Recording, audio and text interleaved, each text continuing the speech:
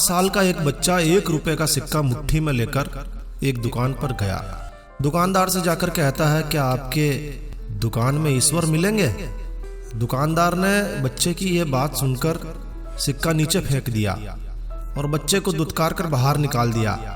चले जाओ यहाँ से। बच्चा पास की दुकान में जाकर 1 रुपए का सिक्का लेकर चुपचाप खड़ा रहा। दुकानदार ने कहा, ए लड़के, 1 रुपए में तुम क्या चाहते हो? मुझे ईश्वर चाहिए। क्या आपकी दुकान में ईश्वर है? दूसरे दुकानदार ने भी उस बालक को भगा दिया, लेकिन उस अबोध बालक ने हार नहीं मानी। एक दुकान से दूसरी दुकान, दूसरी से तीसरी, तीसरी से चौथी, ऐसा करते करते वो कुल 40 दुकानों के चक्कर काट चुका था। 40 दुकानों के चक्कर काटने के बाद एक बुढ़े दुकानदार के पास पहुंचा। उस बुढ़े दुकानदार से उसने पूछा, क्या तुम्हारी दुकान में ईश्वर मिलेगा?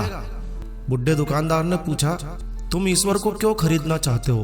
क्या करोगे ईश्वर लेकर? पहली बार एक दुकानदार के मुंह से यह प्रश्न सुनकर बच्चे के चेहरे पर आशा की कुछ किरण लहराई। लगता है इसी दुकान पर ईश्वर मिलेंगे। बच्चे ने बड़े उत्साह से उत्तर दिया, इस दुनिया में मेरी माँ के अलावा मेरा कोई और नहीं है। मेरी माँ दिन भर काम करके मेरे लिए खाना लाती है। मेरी माँ अब अस्पताल में है। अगर मेरी माँ मर गई तो मुझे कौन खिलाएगा? डॉक्टर ने कहा है कि अब सिर्फ ईश्वर ही तुम्हारी माँ को बचा सकते हैं। सिर्फ ईश्वर ही तुम्हारी माँ को बचा सकते हैं। क्या आपकी दुकान में ईश्वर मिलेंगे? दुकानदार ने कहा, हाँ मिलेंगे। मेरी दुकान में ईश्वर मिलेंगे। कितने पैसे हैं तुम्हारे पास? सिर्फ 1 रुपया।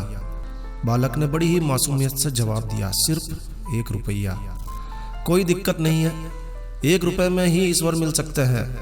दुकानदार ने बच्चे के हाथ से 1 रुपया लिया और उसने पाया कि 1 रुपए में 1 गिलास पानी के अलावा बेचने के लिए कुछ भी नहीं है, और इसीलिए उस बच्चे को फिल्टर से 1 गिलास पानी भरकर दिया और कहा, यह पानी पिलाने से ही तुम्हारी माँ ठीक हो जाएगी। अगले दिन कुछ मेडिकल स्पेशलिस्ट विशेषज्ञ उस अस्पताल में गए। बच्चे की माँ का ऑपरेशन हुआ और बहुत ही जल्दी वो स्वस्थ हो गई। डिस्चार्ज के कागज पर अस्पताल का बिल देखकर उस महिला के होश उड़ गए। डॉक्टर ने उन्हें आश्वासन देकर कहा, टेंशन की कोई बात नहीं है। एक वृद्ध सज्जन ने आपके सारे बिल चुका दिए हैं, साथ में एक चिट्ठी भी दी है। महिला चिट्ठी खोलकर पढ़ने लगी। उसमें लिखा था, मुझे धन्यवाद देने की कोई आवश्यकता नहीं है। आपको तो स्वयं ईश्वर ने ही बचाया है। मैं तो सिर्फ एक जरिया हूँ। यदि आप धन्यवाद देना ही चाहते हैं तो अपने अबोध बच्चे को दीजिए, जो सिर्फ 1 रुपए में ना समझो की तरह ईश्वर को ढूंढने निकल पड़ा। उसके मन में यह दृढ़ विश्वास था कि एकमात्र ईश्वर ही आपको बचा सकते हैं। विश्वास इसी को कहते हैं। ईश्वर को ढूंढने के लिए करोड़ों रुपए दान करने की जरूरत नहीं होती है। यदि मन में अटूट विश्वास हो तो 1 रुपए में भी मिल सकते हैं। आइए हम सभी मन से ईश्वर को ढूंढें, उनसे प्रार्थना करें, उनसे माफी मांगे। जय जय माँ, जय जय माँ, जय माँ विंध्यावासिनी। ये थी एक कहानी जो कि सोशल मीडिया से ली गई है। मुझे काफ़ी अच्छी लगी तो मैंने आप लोगों के साथ शेयर कर दी।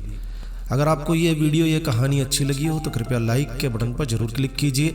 और यदि आपने हमारा ये चैनल सब्सक्राइब नहीं किया हुआ है तो कृपया चैनल सब्सक्राइब कर लीजिए, क्योंकि इस चैनल पर हम लेकर आते हैं आपके लिए तरह तरह की धार्मिक जानकारियाँ, होम रेमेडीज, होम टिप्स और टेक्निकल नॉलेज।